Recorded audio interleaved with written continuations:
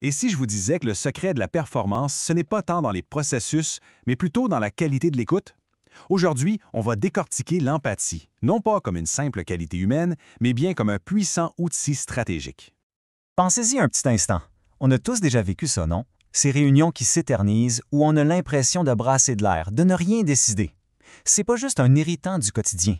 C'est le symptôme d'un problème beaucoup plus profond, d'un manque d'écoute qui coûte une fortune aux gestionnaires et à leurs équipes. Et voilà, on est vraiment au cœur du problème. Quand un leader parle mais n'écoute pas vraiment, les conséquences sont directes. La démotivation s'installe, le cynisme aussi, les décisions sont mal comprises et au final, c'est une perte de temps phénoménale pour absolument tout le monde. Cette citation-là de Donald Fleming, elle change complètement la perspective. On ne parle plus du tout de faiblesse, mais bien d'un avantage de fou. C'est la clé, en fait, pour décoder ce qui se passe vraiment sur le terrain et pour prendre de bien meilleures décisions, et beaucoup, beaucoup plus vite.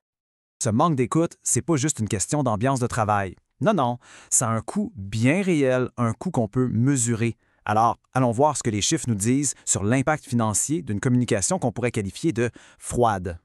71 %. C'est énorme! Il faut prendre un moment pour y penser. Selon le Harvard Business Review, ça veut dire que près de 3 réunions sur 4 sont perçues comme une pure perte de temps. C'est un gaspillage de ressources, d'énergie et d'engagement qui est, colossal. Et attention, ce n'est pas juste une impression, c'est solidement documenté. Le fameux projet Aristote de Google, par exemple, a démontré que la sécurité psychologique, qui est directement nourrie par l'écoute, c'est l'ingrédient numéro 1 des équipes d'élite. Et de son côté, Gallup le confirme, les gestionnaires qui communiquent bien dirigent des équipes plus engagées et pas mal plus productives. Bon, à cette théorie, voyons maintenant comment ça se passe dans la vraie vie avec l'histoire bien concrète d'Élodie, une directrice qui a réussi à complètement transformer la dynamique de son équipe. Ça sonne familier peut-être?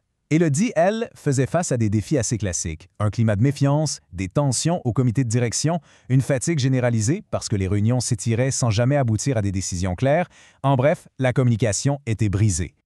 Alors, c'était quoi la solution? Un protocole assez simple, en fait, testé sur 6 semaines et vraiment axé sur la clarté. Ça incluait des briefs basés sur l'écoute active, des boucles de reformulation systématiques pour être sûr que tout le monde se comprenne et l'introduction de petits micro-rituels pour ancrer de nouvelles habitudes.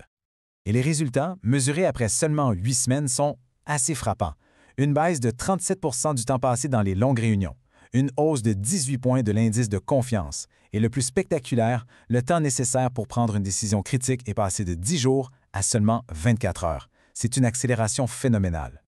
C'est Élodie elle-même qui résume le mieux le changement. Ce passage d'une mentalité de répondre pour avoir raison à une culture d'écouter pour comprendre, c'est ça le véritable moteur de toute cette transformation. L'histoire d'Élodie, c'est super inspirant, c'est sûr. Mais la question, c'est comment on peut appliquer ça dès demain dans sa propre équipe. C'est exactement ce qu'on va voir maintenant avec un petit guide pratique et très concret. Le changement, il soit vraiment dans les détails du quotidien. Prenez un désaccord, par exemple.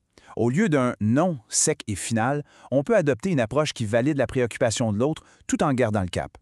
Ou encore, un courriel avec le sujet « Urgent TS » qui ne fait que générer du stress peut devenir un message clair qui précise le besoin, le contexte et l'échéance.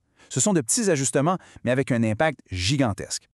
OK, alors voici un protocole tout simple en 4 étapes que n'importe qui peut commencer à utiliser dès demain. 1. Clarifier son intention. 2. Écouter activement en reformulant ce que l'autre dit. 3. Décider de façon transparente. Et 4. Toujours boucler la conversation avec un suivi écrit. Ces 4 piliers-là, ils éliminent une quantité incroyable de frictions et de malentendus.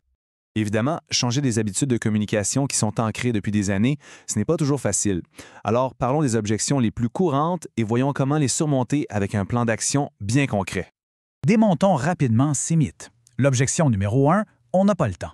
La réalité, c'est que le temps perdu à gérer les erreurs et les frustrations coûte bien plus cher.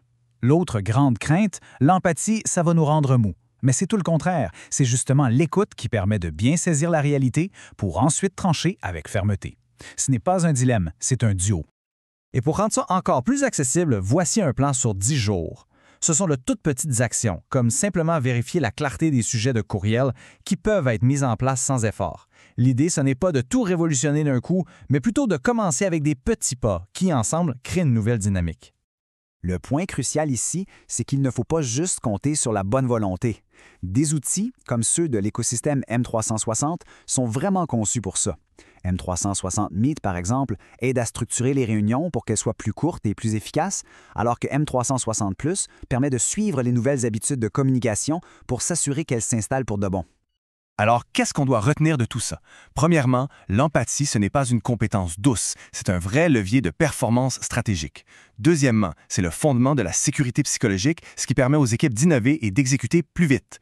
Et troisièmement, c'est une compétence qui s'apprend, se mesure et qui génère un retour sur investissement bien réel. Et on termine avec cette pensée vraiment puissante de Pascal Dubois. L'empathie, ce n'est pas une fin en soi. C'est le moyen le plus efficace de lire la réalité pour, au final, bâtir des décisions plus solides, plus rapides et surtout mieux comprises par tout le monde. Une perspective qui change vraiment tout.